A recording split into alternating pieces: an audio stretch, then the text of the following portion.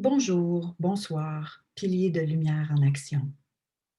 Bienvenue en 2021 à une autre version, un autre cas de figure du COVID.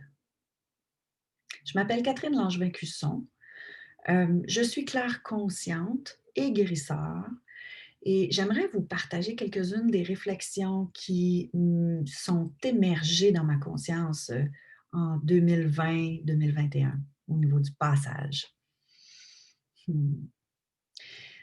Je me suis dit que pour moi, et pour l'ensemble de la planète, c'est important de contribuer à ce que le monde devienne meilleur, à ce que le monde devienne le plus possible basé sur la paix, si possible sur l'amour, et non pas sur la peur, sur la division.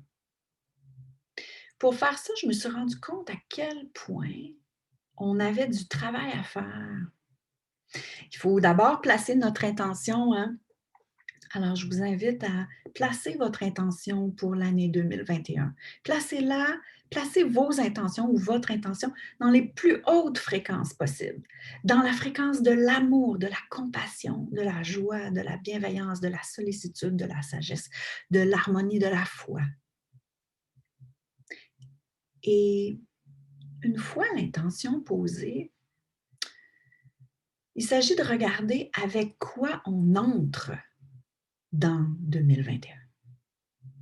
Quels sont les récits que je me raconte à moi-même? Quelle est mon histoire? Personnelle d'abord.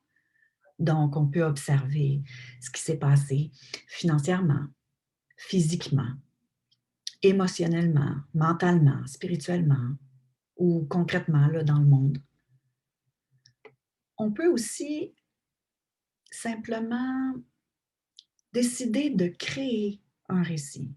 Je crois que notre société, puis il n'y a pas juste moi qui crois ça, attendez, je l'ai noté à quelque part. En tout cas, il y a d'autres personnes, ça ne vient pas de moi, qui pensent comme moi que notre société a besoin d'un nouveau récit, d'une nouvelle histoire. Comment est-ce qu'on va créer notre récit fondateur de cette nouvelle planète, de cette nouvelle ère? Je crois qu'il est en notre devoir de créer un récit basé sur des hautes fréquences, sur l'amour, sur la compassion, sur la coopération, la collaboration, l'entraide, la paix, la sollicitude, la bienveillance. Et pour faire ça, nous devons aller chercher les graines que nous avons semées en 2020, en 2019, en 2018, etc. Toutes ces graines d'amour que nous avons semées, quelles sont-elles? Comment peuvent-elles germer en 2021? Comment est-ce qu'on peut devenir papillon? Autre chose, je me suis dit que spirituellement et dans tous les autres plans, je, comme nous, sommes responsables de ce qui advient sur notre planète. Nous sommes responsables dans la mesure de notre conscience. Et énergétiquement, la responsabilité, c'est la même fréquence que la liberté. Une fois qu'on se responsabilise, on se libère parce qu'on fait nos choix. Et en faisant nos choix, ça nous permet de manifester ce qu'on a envie de manifester, de créer ce qu'on a envie de créer comme société. Quelle est la société que vous voulez créer?